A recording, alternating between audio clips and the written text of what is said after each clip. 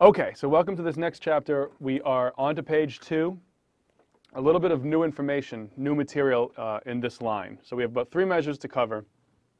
Good news is that it's all very easy to understand. There are no sort of advanced concepts going on here, and a little bit of this stuff we've already touched on. So this second page, this first line on the second page, starts with this melody.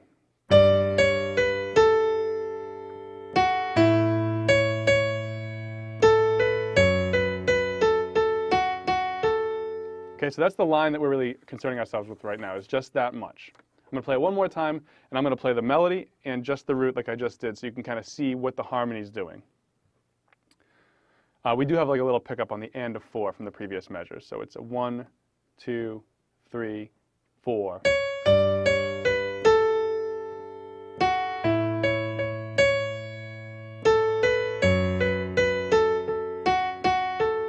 Okay, so that's sort of our ground level. We know it's some sort of G, some sort of A, some sort of F sharp. So what's really going on here is this first measure is just that G7 sharp 11 voicing that we talked about. That's really all that's going on here. And let me show you sort of, what's cool about this, how to sort of retain it better, how to more easily understand it. For those of you who understand modes, when we have a G7, very common scale that we're talking about is a G mixolydian scale. Right? Mixolydian meaning the flatted 7th, as opposed to the natural 7th, the raised 7th. So here's G major. Mixolydian would be the flat 7, and that's where we get our G7 chord from. Well, the scale that I'm going to show you, where this sharp 11 comes from, is just our mixolydian scale with the raised 4th, with that sharp 11 in the scale. So sometimes you may hear it referred to as a dominant sharp 11 scale, or a mixolydian sharp 4, sharp 11. Basically what it means is just a dominant chord comes from the mixolydian scale, and it's got this raised 4th, or this sharp 11. So that's where this is coming from. And if you notice what I just played, and I can keep going, just comes right out of this scale. So that's exactly how we're going to harmonize this line that goes over the G7. We're going to harmonize it right out of that scale. So again, thinking of it in terms of our dangling harmony. I'm going to put my root and my 7th in the left hand. If I can get the 3rd in there, you're welcome to do that. But really root 7th is probably enough, or root 5, 7. Now, in the melody, I have this line that goes down the scale. So I'm going to think of it again in terms of my dangling harmony. Here's my melody. What can I dangle underneath it? Well, I don't have a 3rd yet, so I need my 3rd. And I'm going to put, either the root or the 7th. I'm going to use the 7th because I like that triadic shape, that 3-note shape of the 4th and then the 3rd. I'm going to take this same shape and move it down.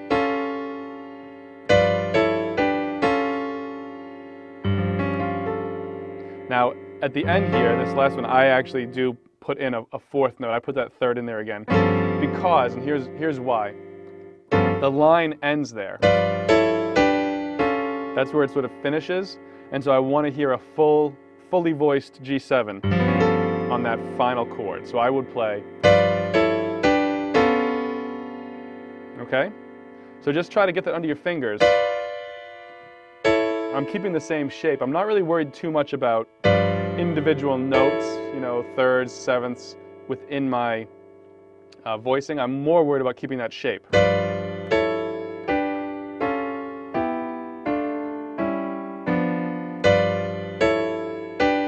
And when I get to that 4th one, I do voice it with that B natural in the melody, in the harmony as well. So, practicing that. And then the melody goes back to the A. Well, we've seen this A many times. We've seen this melody line many times. So when we get to that part, we've been playing the root 5-9 in the left hand, with the third and the fifth in the right hand, the fifth being the melody, which jumps back up to that C sharp. So let's put that together with the G7 bar.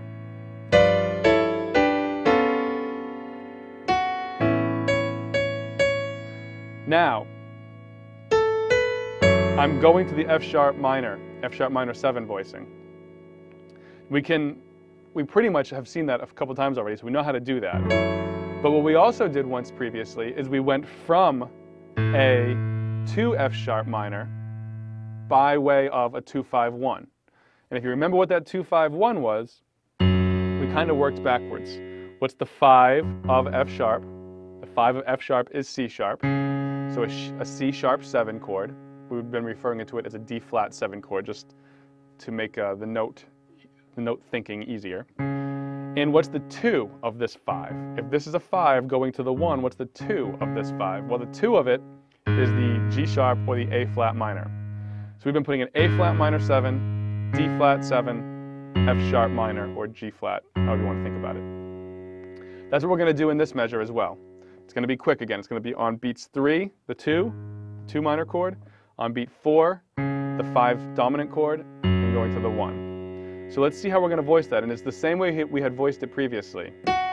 Here's our A major. Now we're going to put root 7 in the left hand. If we can get up to that third, we will.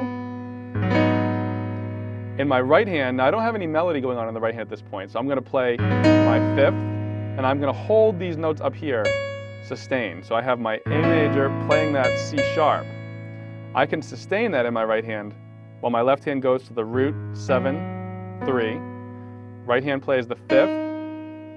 And if I wanted to play the root in the right hand again, or the 7th, or the 9th, I could play any of those. But really, I don't want to play too much up near that melody, because I don't want to make it sound like I'm adding a new melody. I want the melody to stay the same. I want the chords to shift. So I want to kind of stay away from notes in the register of the melody, so that it doesn't confuse the melody. So I have my A major,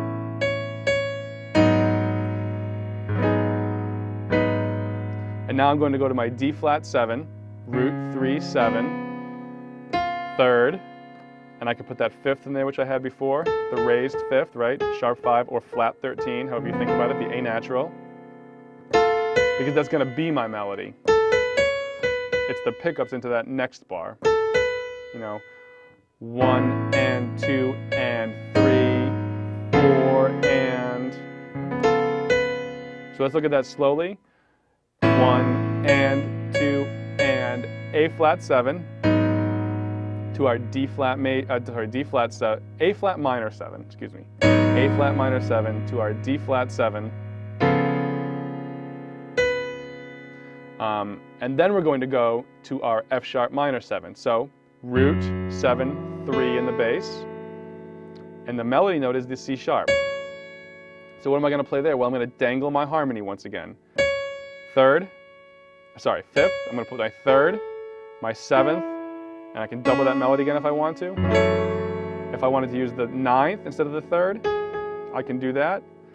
5, 9, 7, and double that melody note again.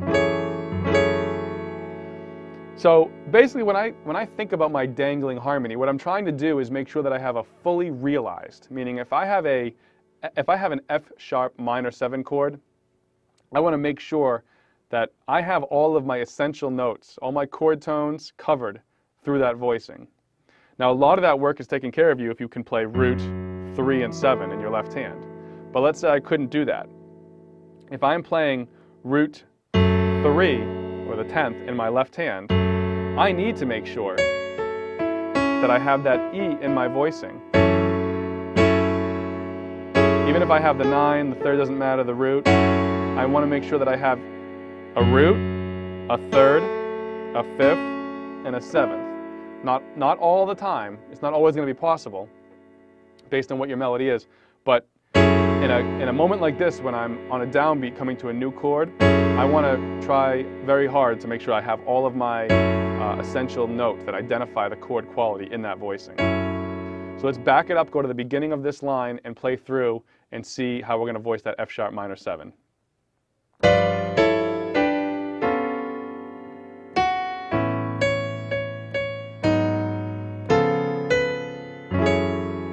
So that's what I have.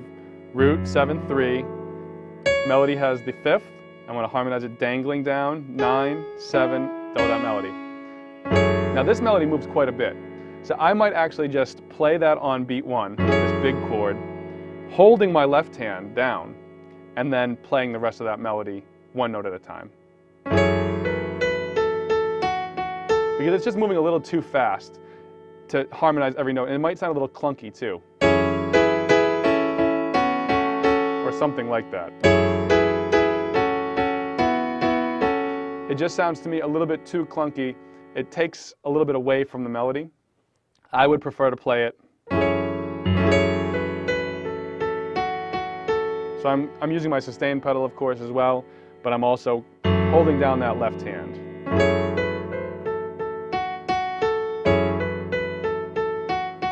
And being that it's a ballad, you may even want to give it a little bit of like a feel. So some of that time you can play with a little bit and elongate it. Okay? So let's play this whole line together. 1, 2, 3, 4.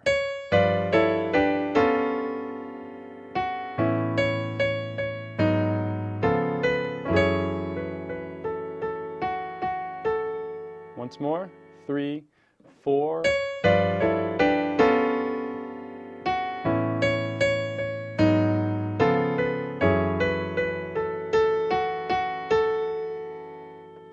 Okay, on to the next line.